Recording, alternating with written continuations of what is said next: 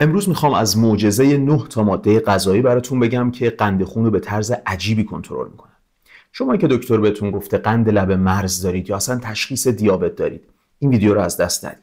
قرار از غذاهایی بگم که آخرین تحقیقات علمی نشون میده میتونن قندتون رو برای همیشه کنترل کنن، اونم بدون قرص و دارو.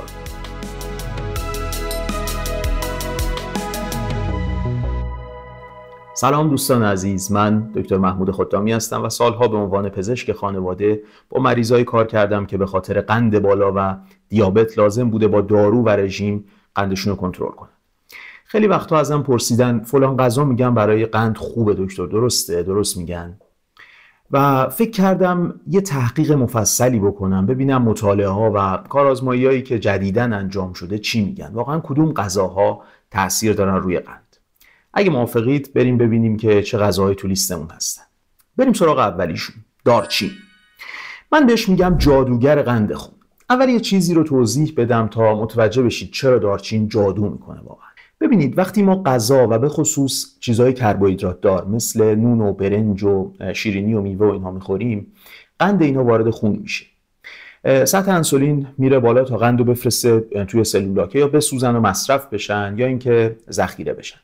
وقتی دیابت میگیریم یا قند لب مرز داریم، مشکل مقاومت به انسولین داریم، یعنی سلول ها به انسولین خوب جواب نمیدن و قند خون بالا میمونه و خوب به بدن آسیب میزن. حالا دارچین یه ترکیبی داره که بهش میگن سینامالدهید، همون چیزی که اون بوی خوشش و اون طعم خاصش رو درست میکنه. این سینامالدهید باعث میشه سلول ها به انسولین خیلی خوب جواب بدن و مقاومتشون کم بشه. یه مطالعه توی مجله Journal of Diabetes Care منتشر شده که اومدن 40 روز به یه تعدادی از افراد که دیابت نوع 2 داشتن هر روز یه مقدارهای مختلفی از دارچین دادن. نتیجه جالبی که گرفتن این بود که تو همه گروه ها نه تنها قند خون ناشتاشون پایین اومد، بلکه کلسترول و تریگلیسیریدشون هم کم شد. این خیلی مهمه چون دیابت و قند بالا اصولاً همراه با بیماری‌های قلبی و فشار خون و دارچین روی هر دو تا مریضی اثر میذاره و مؤثر است. یه کار جالب دیگه هم میکنه، تخلیه غذا از معده به روده رو کند میکنه. نتیجه این میشه که غذایی که میخوریم آرومتر وارد روده میشه و کم کم جذب میشه و یهو قند خون بالا نمیره و جهش نمیکنه. این هم خیلی مهمه. اگه قند خون یهو جهش کنه و به پره بالا، انسولین هم یهو زیاد میشه و سلولای ما کم کم حساسیتشون رو به انسولین از دست میدن. خب چقدر دارچین در روز بخوریم که این اثرهای خوب ازش بگیریم؟ مطالعات میگن 1 تا 3 گرم حدوداً میشه نصف تا یه قاشق چای خوری. میتونه ادویه غذاتون باشه همونطوری که هست یا روی بعضی غذاها مثل تخم مرغ هم خوب میشه. من خودم میریزمش توی چای یا قهوه، به نظرم اونجوری هم خیلی خوشمزه است. خب بریم سراغ غذای دوم، یه غول کوچولوی ظریف، جوونه بروکلی. جوونه بروکلی مثل بقیه جوونه هاست که مثلا روی سالاد میریزیم و میخوریم، ولی یه ترکیب خیلی قدرتمند و عجیب داره به اسم سولفوروفان. این سولفوروفان میاد تولید گلوکوز یا همون قند رو توی کبد کم میکنه. ما به این فرایند میگیم گلوکونئوژنز، اینو کم میکنه. حالا تو افراد دیابتی یا اونایی که مقاومت به انسولین دارن، کبد حتی وقتی هم نیاز ندارن قند اضافی درست میکنه، ولی این سولفوروفان میاد یه سیگنال به کبد میده و بهش میگه که ساختن قند رو کم کن. اینو توی مطالعه بالینی دیدن که افرادی که دیابت نوع 2 دارن اگه بیان روزانه عصاره سولفوروفانی که از همین جوونه بروکلی گرفته شده بخورن، قند خون ناشتاشون به طور خیلی معناداری پایین میاد. این دقیقاً همون کاریه که یه دارویی مثل متفورمین میکنه، اونم بدون عوارض. حالا چرا خود بروکلی نه، میگیم جوونه بروکلی؟ دلیلش اینه که این سولفوروفان تو جوونه تقریبا 100 برابر بیشتر از بروکلی بالغه، یعنی برای اون مقداری ازش که مثلا توی یه مشت جوونه هست باید 10 کیلو بروکلی بخورید. خب روزی یه مشت جوونه رو که حالا مقدار در واقع مورد نیازمون هم هست رو خیلی راحت میتونید توی سالاد بریزید یا توی غذاها مثلا توی سوپ بریزید بخورید. فقط یادتون باشه این سولفوروفانی که میگیم به حرارت حساسه، پس وقتی غذاتون حالا اون سوپتون پختش تمام شد و آماده یه سرو بود، اون موقع روش بریزین و بخورین. قبلا در حین پخت اونو از بین میبره. راحت هم که میتونیم تو خونه درستش کنیم، مثل سبز انداختن سفره عیده دیگه. میخوایم جوونه بگیریم، کار خاصی نداره. بریم سراغ مورد بعدی که من بهش میگم پک یا بسته های مغذی و سیر کننده، آجیل ها، مغزیجات. به خصوص گردو، بادوم، پسته، بادوم زمینی و اگر خارج از کشور هستید و در دسترستون هست پیکان و ماکادمیا. ببینید آجیل ها قبلا به خاطر کالری زیادشون و چربی بالاشون بدنام بودن، ولی الان ما میدونیم که چربیشون از نوع چربی سالمه و برای سلامتیمون ضروریه. از طرفی کربوهیدرات و قند کمی هم دارن و پر از فیبرن، یعنی تو دسته غذاهایی قرار میگیرن که شاخص گلایسمی پایینی دارن و وقتی میخوریمشون قند خون رو به سرعت بالا نمیبرن. یه حسن دیگه ای هم که دارن اینه که پر از منیزیم، پتاسیم و چربی‌های مونوانسچوریتد هستن که به انسولین کمک میکنه بهتر کار کنه. یه مطالعه‌ای توی دانشگاه تورنتو انجام دادن و به یک گروه از افراد دیابتی روزانه 56 گرم آجیل مخلوط دادن. بعد از 3 ماه دیدن که این گروه نسبت به گروه دیگه دیابتی‌ها که یه رژیم متعادل داشتن قند خونشون کمتر بود. یه خوبی دیگه ای هم که آجیل‌ها دارن اینه که سیری طولانی مدت میدن و باعث میشن که ما دیگه در طول روز کمتر هوس کنیم که هله هوله بخوریم و کالری اضافه بگیریم. چقدر بخوریم؟ چون میدونید مغزیجات کالری بالایی دارن، نباید زیاده روی کنیم در خوردنشون. ببینید یک مشت کوچیک، به قول فرنگی‌ها 1 تا 2 اونس میتونید توی جیبتون داشته باشید در طول روز بخورید، یا روی سالاد بریزید، یا نمیدونم توی اسموتی و ماست و اینها. فقط تا میشه از آجیلای بدون نمک خام و تازه استفاده کنید و سراغ اینایی که لایه شکلات و اینا هستن نرید. خب بریم سراغ قهرمان فیبر و پروتئین، نخود. حتما متوجه شدید من به هر کدوم از این مواد غذایی یه لقبی میدم که بهتر یادتون بمونه. حالا نخود رو میتونید شکل یک قهرمان فیبر و پروتئین تصورش کنید. ما یه تستی داریم که معمولا دیابتی‌ها به صورت دوره‌ای انجام میدن، بهش میگن هموگلوبین A1C. یه جورایی نشون میده که وضعیت قند خون توی 3 ماه گذشتمون چطور بود. یه مطالعه توی Archives of Internal Medicine منتشر شده که نشون میده افراد دیابتی که رژیم پر از حبوبات به خصوص همین نخود رو داشتن بعد از 3 ماه هموگلوبین A1C شون کم شده بود. تازه فشار خون و کلسترولشون هم پایین اومده بود. ببینید ترکیب مواد توی نخود خیلی جالبه. فیبر و پروتئین بالا داره و قند کم. فیبرش هضم کربوهیدرات ها رو کند میکنه. پروتئین هم غیر از این که حالا خیلی فواید داره، سیر کننده است و واقعا کلا نخود یه ترکیب ضد قند خیلی خوب هست. چقدر بخوریم؟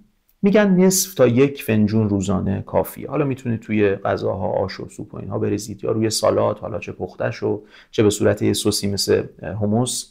من خودم توی دیزیشو خیلی دوست دارم، یعنی به جای سیب زمینی کلا نخود و لوبیا میریزم. گهگاهی هم این نخود رو میپزمش با آب لیمو، نمک و فلفل همینطوری خالی میخورم، اونم خیلی خوشمزه است.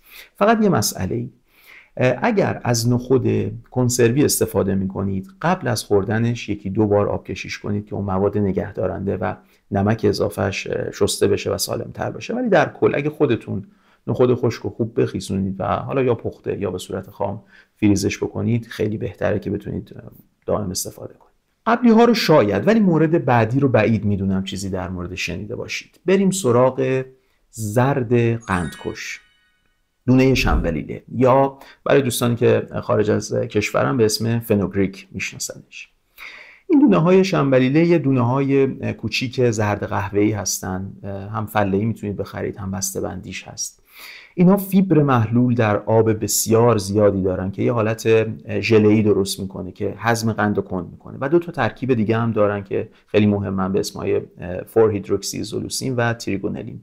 اینها حساسیت به انسولین رو هم خیلی بهتر میکنن و روی این قضیه تاثیر دارن. یه متاآنالیز انجام شده که فنوگریک یا دونه شنبلیله قند خون ناشتا، قند بعد از غذا و هموگلوبین A1C رو تو افراد دیابت نوع 2 کم کرده و حتی وضعیت LDL کلسترول و تریگلیسیرید رو هم بهتر کرده. خب چطور مصرفش کنیم؟ میتونید یه قاشقش رو شبخیز کنید و فرداش آبش رو و همراه با دونه‌اش مثل خاک شیر بخورید، یا همین دونه ها رو آسیاب کنید یا حتی درسته آسیاب نشده تو غذا و سوپ و اینا بریزید. البته من دیدم خارج از کشور کپسول های عصاره فنوگریک هم هست که به نظرم حالا خیلی حسنی هم نداره، خودش به این خوبی راحت میتونیم بخوریمش.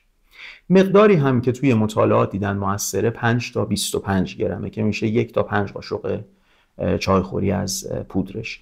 بهتره برای اینکه نفع نکنید از مقدار کم و همینطور از پودرش شروع بکنید.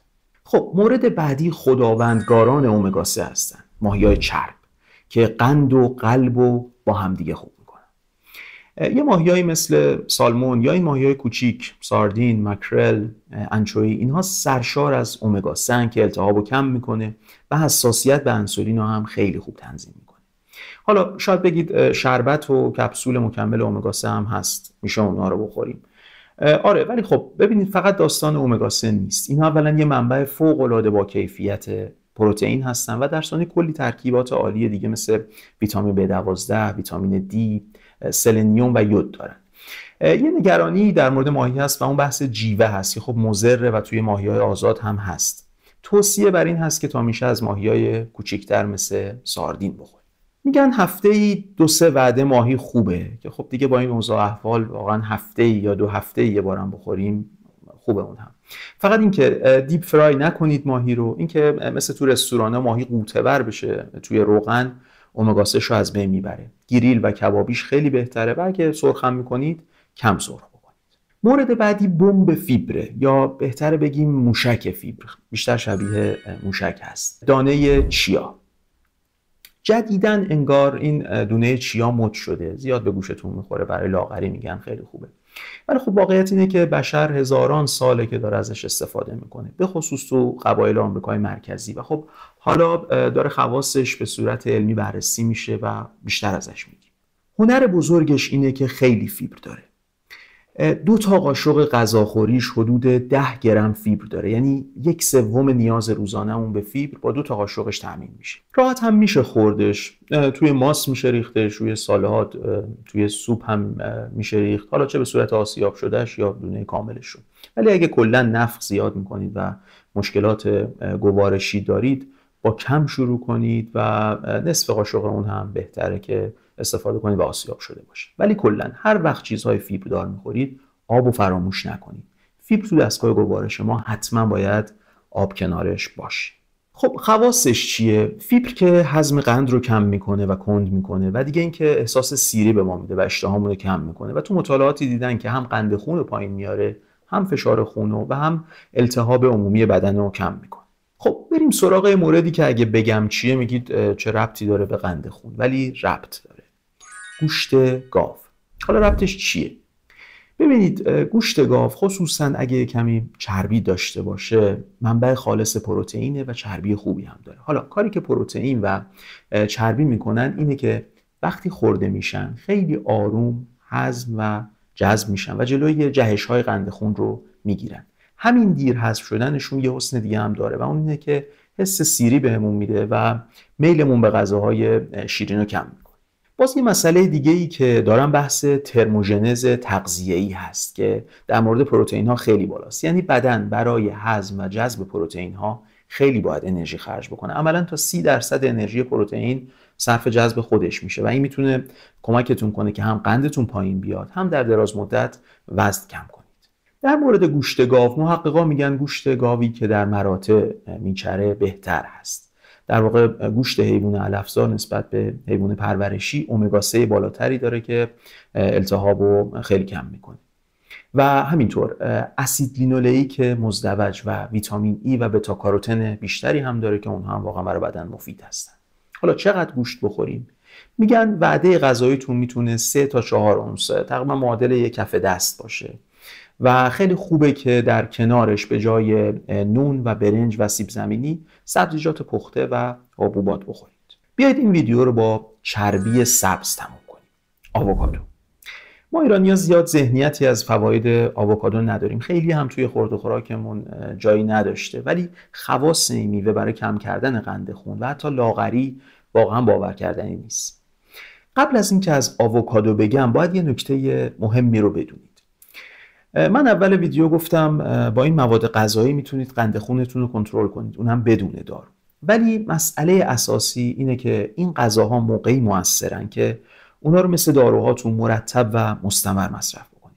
واقعا تو برنامه غذاییتون بیاریدشون و برای یه مدتی حداقل 2-3 ماه به روش‌های مختلف اون مقداری که در مورد هر کدوم گفتم رو توی غذاتون داشته باشید. این که امروز یادم افتاده یکم از این بخورم فردا نداریم نخورم، واقعا این راهش نیست.